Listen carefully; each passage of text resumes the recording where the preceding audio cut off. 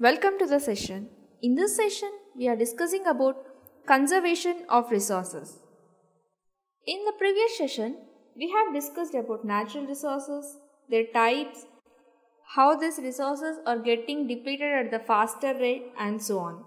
And in this session, let's talk about the conservation of resources. Conservation is how wisely and carefully you use the resource. It means to control both quality and quantity of a resource. Practices for conservation of resources. There are many ways to conserve resources. Let's discuss how to conserve forest. We can convert wasteland to forest land. That means by planting the saplings in the wasteland, we can grow it into a forest.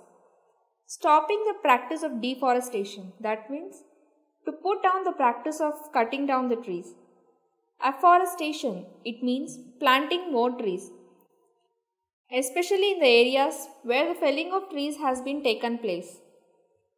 Taking up the projects like Vana Mahotsava. On this day, everyone plant at least one tree. Practicing silviculture. It means it is a program to replenish the forest, and it helps to bring more areas under the forest, and it produces more raw materials. It prevents soil erosion and it maintains a water cycle. Conserving wildlife. How do you conserve a wildlife? It can be conserved by preserving its natural habitats where the animals live. Strict punishment can be imposed for hunting wild animals. Regular monitoring should be taken place to count the wild animals. There should be a strict ban on selling hides, tusks, etc. of wild animals. Poaching of animals should be banned, and it should be a punishable offence under the law. Conserving water. How do you conserve water? Do not keep the taps running while shaving or washing your clothes, etc. Fill the water as much as you can in washing machine as it is needed, and close the taps tightly after use. Water the plants using bucket rather than using a pipe. Water the plants in the evening so that the loss of evaporation is less. Regularly check for the leakage of the pipe. Use drip or simple irrigation so that the irrigation efficiency will be improved and there will be a reduce in evaporation. Build rainwater harvesting system in the house and as well as install water saving toilets. Conserving soil. How do you conserve soil? Do not uproot the trees as their roots bind the soil. Thereby they prevent soil erosion. Use the technique of organic farming so that the soil remains strong and they do not get polluted. Use the compost more than fertilizers in order to prevent soil pollution. Do not irrigate the plants using a strong flow of water, as a strong flow of water will wash off the topmost layer of the soil. Do not over-irrigate the soil, because over-irrigation of the soil, it leads to salination as well as water logging. Use a mixed cropping so that different types of nutrients present in the soil is being used. Practice terrace farming so that the soil present in hilly areas is not washed away and it is conserved. Use green manure and mulch so that it protects the soil. Conserving energy. How do you conserve energy? Turn off the lights and fans whenever not in use. Use heat from natural resources. Example, dry the clothes in sun instead of using a dryer. Use solar cooker for cooking so that you can save LPG gas, power used from rice cookers. Use air conditioners wisely. Grow more trees surrounding your house so that the environment around your house becomes cool and there will be a reduce in electricity charges on coolers and air conditioners. If 3 to 4 persons are traveling, then use a carpool system. If else, use a public transport wherever possible. If possible, go by walk to nearby places. Use tube light instead of bulbs, as tube lights save 40% of the electricity. Use warm cloths instead of using heat converter. Make the habit of recycling materials. Use biogas for the purpose of cooking, which is an excellent fuel. Biogas, it is a product of fermentation of animal wastes in the absence of air. It has advantages like the sludge that is left over, it is an excellent fertilizer for crops. The environment remains clean as biogas is used, as all the waste products are being used by a biogas plant. It conserves wood and provides employment to the people.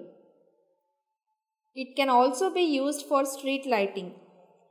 Nuclear energy, it is the energy stored in the nucleus of an atom. There are two forms of energy, fission energy and fusion energy. The fission energy means breaking up of a nucleus, and fusion energy means joining of the nuclei to form a heavy nucleus. Nuclear fusion, it is carried out through a particular controlled conditions in a nuclear power reactors. In India, nuclear power plants are located in Kota, Narora, Kalpakkam and Tarapur. Renewable resources and non-renewable resources. Any material that can be used directly or after certain transformation for the sustenance of life, it is called as a resource. Resource, it is of two types, renewable resource and non-renewable resource. What is this renewable resource? The name itself says renew. It means the resources gets reappeared or replenished themselves by a recycling process or a reproduction and replacement within a certain time. Such resources are called as renewable resources. For example, wind, water, vegetation, geothermal energy, solar energy, etc. All the renewable resources, they may be not perfectly renewable. Certain resources, they may be decreased or they may be overexploited and they can't replenish completely. Renewable resources, it can be lost through pollution also. For example, even though the water renews itself, if it is polluted, it is no longer useful for human consumption. Urban sprawl, cultivation, irrigation, grazing, deforestation, fishing, hunting, mining, all these activities can cause destruction to our renewable resources. Non-renewable resources. These are the resources which do not have the ability to recycle and get replenished themselves. For example, fossil fuels like coal, petroleum, copper, etc., they take a long recycling time. That means they are also regarded as non-renewable resource because fossil fuels take nearly about millions of years to form as a resource. Advantages of renewable resources. So let's see some of the advantages of using the renewable resources. Renewable resource, it have a never-ending supply. That means they can be regenerated again and again. But remember, as they are overexploited, they may get exploited and you have to wait for too long years to get the resource back. Renewable resources are easily available. They do not cause any pollution. They produce little or no waste products like carbon dioxide or other chemical pollutants. They are locally produced, and due to that, their cost of distribution is also low. The energy production units can be started on small scale. Projects using renewable resources, it brings economic benefits to the society. Let's discuss some of the disadvantages of renewable resource over the non-renewable resources. Renewable resource, it often rely on weather for their utilization. For example, solar energy. So this solar energy during winter season and in rainy season, the intensity of the solar energy is less and it can't be utilized for a maximum period. Similarly, hydro generators. It needs the flow of water to turn the blades. But as there is a shortage of water, even during a dry season, that is in the summer season, hydro generators may not work efficiently. Same way wind turbines, they need air or wind to turn the blades. Availability of renewable resources, it varies from place to place. For example, some regions may have a sunshine throughout the year, but some areas it remain covered with snow. The availability of water, it varies from region to region. The Himalayan rivers, they are snow-fed and they receive water throughout the year. Peninsular rivers, on the other hand, they are rain-fed and they are seasonal rivers. So, the energy generated from the renewable resources is very less when compared to the non-renewable resources like fossil fuels. The cost of utilizing renewable resources like solar, wind, geothermal, the initial capital cost is more and it requires greater technical skills. Search for alternatives. As the population is growing, the demand is also increasing, and to satisfy the human needs, new technologies are emerging. And new innovations and discoveries are also leading to the development of the technologies. But in spite of that, non-renewable energy resource, they produce pollution and the goods produced, it cannot be recycled. And therefore, we must look out after the alternative power resources. Even though renewable sources of energy is available and they are conventional sources of energy like solar energy, wind energy, they are pollution free, but the problem is they are not available in all the seasons. Before the use of conventional sources like coal, mineral oil and natural gas, wind and running water, it was used as a source of energy. Windmills were used for pumping water and for grinding grains. Wind and running water, they were also used for the purpose of navigation. And such sources of energy are called non-conventional or alternative sources of energy. And they include biogas, solar energy, windmills, atomic energy, tidal energy and geothermal energy. The alternative sources of power, they are in fact environment friendly and they does not pollute the environment much. And this is an important input for the sustained economic growth. Use of petrol and gas, it is a source of pollution. Coal, it produces some dust particles in the air. Mining and handling, it is an hazardous job. Fossil fuels like petroleum and coal, they damage the ozone layer. In order to phase out such ozone depletion, efforts are being made and these alternative sources are being used. Biogas. Biogas, it is one of the alternate source of energy. This gas, it is being produced by the biological breakdown of organic matter in the absence of oxygen. So biogas, it originates from the biogenic material and it is a type of biofuel. It produces an anaerobic digestion, or it undergoes fermentation of biodegradable materials such as manure, sewage, municipal waste, etc. This type of biogas comprises primarily methane and carbon dioxide. The other principal type of biogas is wood gas, which is created by gasification of wood or other biomass. And this type of biogas, it consists primarily of nitrogen, hydrogen and carbon dioxide with some trace of methane in it. In India, biogas, it is produced from an anaerobic digestion of manure in a small scale digestion facilities, and that is called as gobar gas. The gobar gas plant, it is an airtight circular pit.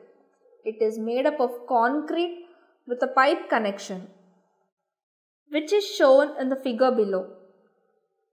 The cow dung, it is put in the pit, and then this pit is filled with water.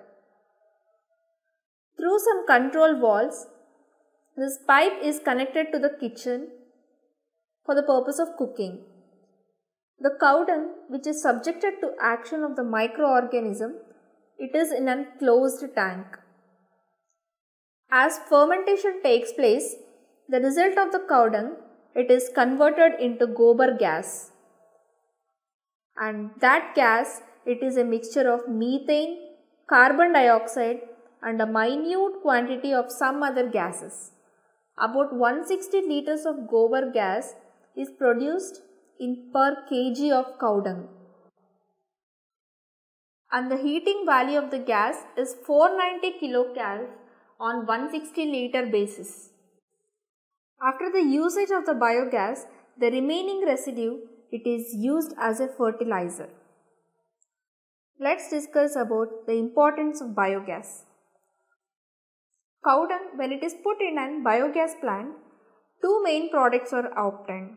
One is the methane gas, and which can be used as a fuel for domestic purposes, and the other is the liquid humus, and that can be used a good natural fertilizer.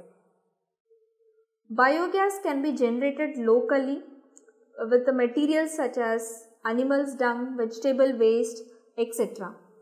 Biogas is a clean fuel as it burns without smoke or any odor, and it is also ashless. Biogas, it has a high calorific value. According to the estimation, a small family of 4 members require only about 4.2% of the biogas per day, and this, it can be easily generated from the night soil of a family and the dung of 3 cows. Biogas, it provides 5 times more energy than the direct burning of the same quantity of a dried dung cakes.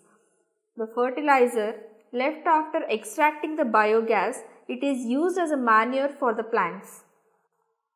Solar energy, it is an important source of conventional energy.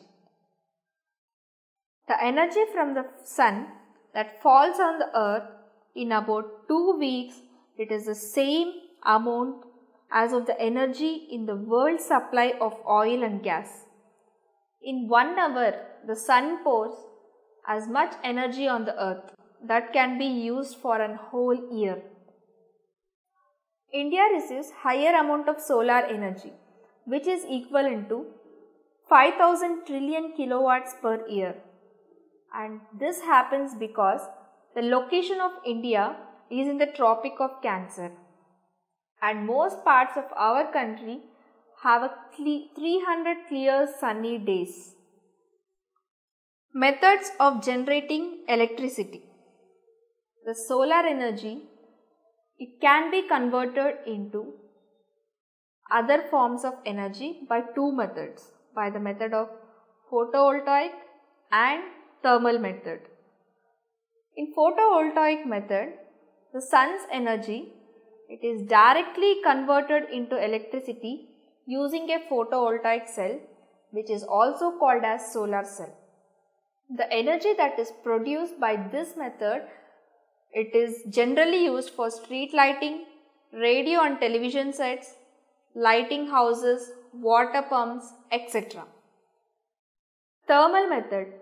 In this method, solar radiation, which is in the form of heat, is converted into mechanical, electrical or chemical energy by using solar thermal devices like cookers, heaters, dryers, etc. Thermal system, it collects the energy from the sun and it is capable of converting incident radiation into heat. This system, it receives the sun's light which contains liquid, and the heated liquid, it drives a turbine producing electricity with an overall efficiency of about 20%. Solar thermal devices. A number of solar thermal devices like solar cooker, solar water or air heater, solar dryers, etc. have been developed. Let's discuss about some of the solar thermal devices. Solar cooker. It is one of the simplest solar thermal devices. It is used for the purpose of cooking, and the solar cooker, it consists of a large box with a glass window in it, so that the sunlight can pass through it. Inside the solar cooker, it is painted black in color so that it absorbs the sunlight which is being reflected through the reflectors. The box is insulated on the outside so that the heat cannot escape. The heated inside of the box, it emits infrared radiation to which the glass window is opaque. In this way, the amount of energy entering the oven is retained. The cooking pot is placed in the box and the cooking is made possible. Solar water heater. It is one of the successful application of solar energy which is being used till now.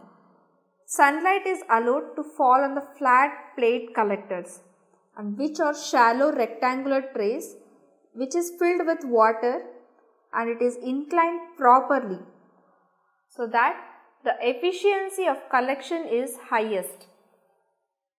That particular surface is exposed to the sun and it is painted black in color because black color absorbs heat very efficiently, and hence the heated collector will also lose heat by radiation. And this is a general practice where the heated water is stored in a separate tank. Generally, the water is allowed to circulate so that the water entering the collector is heated first, and the hot water is stored in a separate tank, and the place of the hot water is occupied by fresh cold water. Solar dryer.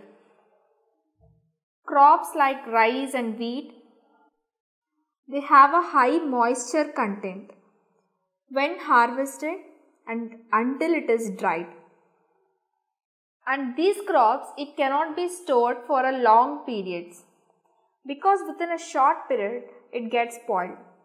Drying of such crops and other materials like timber, it is carried out by a low temperature heating, and the solar radiation is very effective for that purpose. A stream of hot air, it is allowed to flow over the substance, and this hot air, it penetrates to the pores of those crops and it removes the moisture without the loss of quality of that particular crop.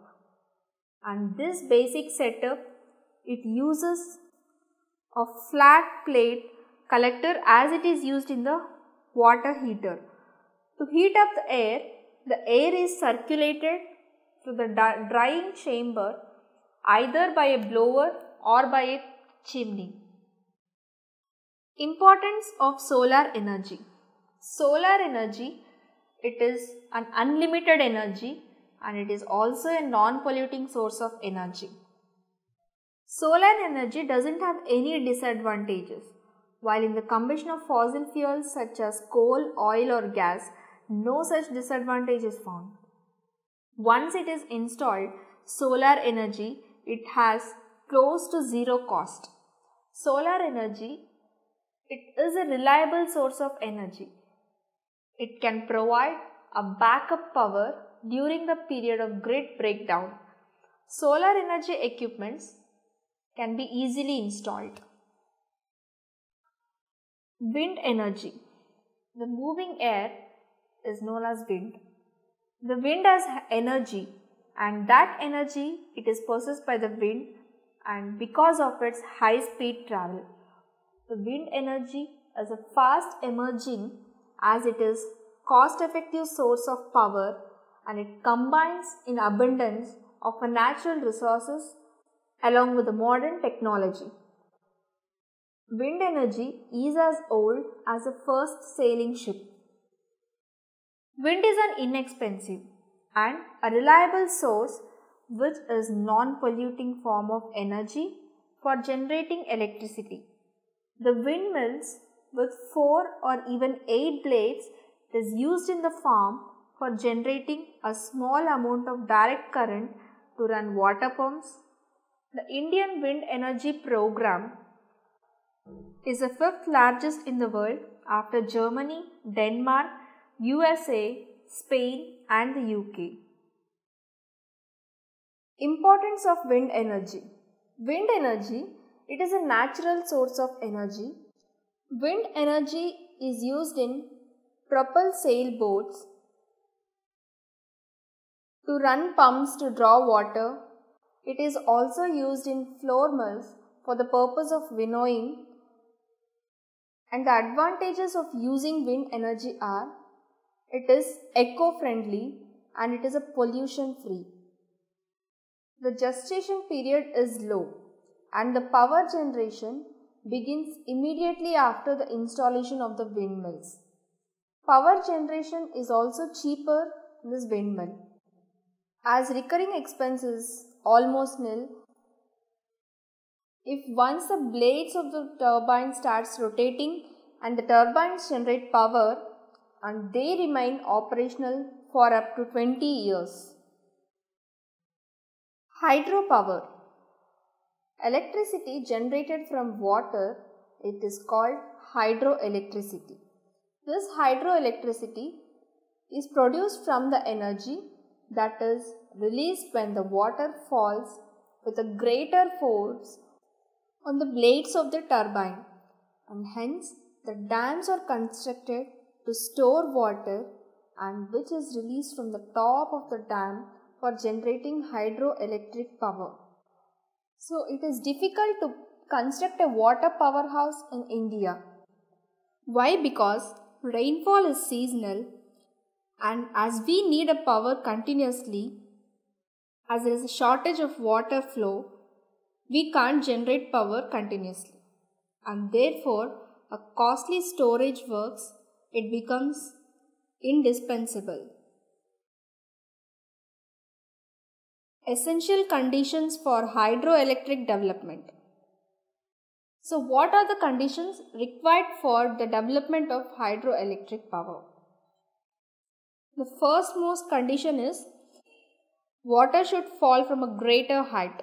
It may be mountainous area or an upland region, because the force of the falling water, it moves the turbine to generate electricity. There should be a temperate climate. Why? Because for the water to flow continuously, it should not get freezed due to the climatic changes. The water used for producing electricity, it should be free from impurities or slit. The flow of water, it should be uniform, so that a building storage dams and artificial reservoirs is possible for regulating the flow. To regulate the flow of water, there should be some provisions made to store water in artificial reservoirs. Rivers where the powerhouse is built it should be perennial. Suitable sites must be there for building dams. Industrial zones, it should be located in the close vicinity of the hydroelectric project so that it would reduce the loss of electricity which is to be transmitted. Scope for the development of hydel power in India. India's geographical condition, cultural conditions supports the hydel power development. India has mountainous region as well as the Deccan region where there is a number of natural waterfalls. Many rivers in India are perennial in nature. There are many suitable sites along the rivers which are useful for constructing storage dams. The southern states, they do not have a coal fields. Therefore, hydel electricity is the main source of power. Major parts of India is located with a major concentration of hydroelectric power. There is a twofold advantage of developing hydel projects, using power for industry and water for irrigation. Advantages of hydel power. Hydroelectricity, it is a renewable source of energy because it is generated from water and which is inexhaustible and renewable resource. Hydel power, the power generated from it is a pollution free. It constitutes the cheapest source of energy. Maintenance cost of hydel power is also low. The water which is used for producing hydel power, it can be used for other purposes like irrigation, etc.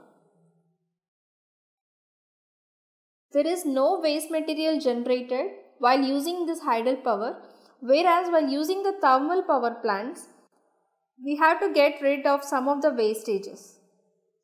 That's all for the session. Thank you.